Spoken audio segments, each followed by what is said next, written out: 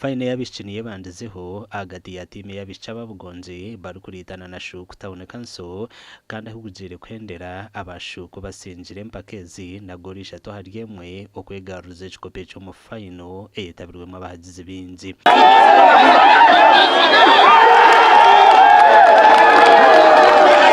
Omugwa abasigazi Bugongi sinjire Shuuku Town Council na nagori birahari 0 na yukwegaruze ekikopo eki empakezi zibire zitebekanisiibwa omunyishenzero Prof Elijah Mushemeza n'ekigendererwa ky'okutungura entaranta z'eminyeto.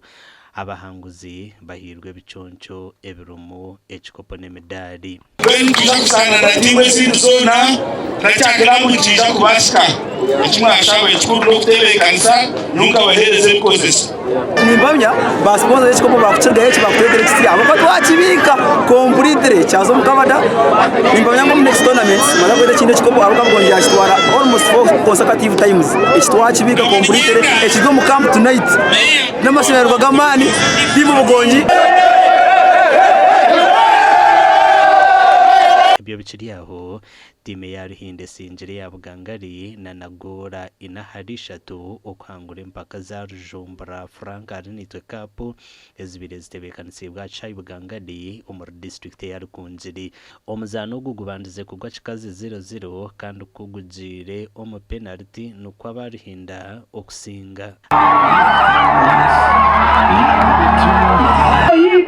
Rwampara must change.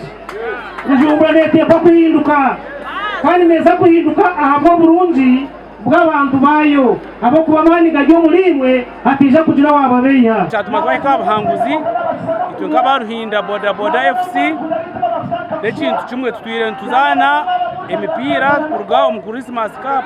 Abasinzire bahirwe ekikopo emidali hamwe na miliyoni 2.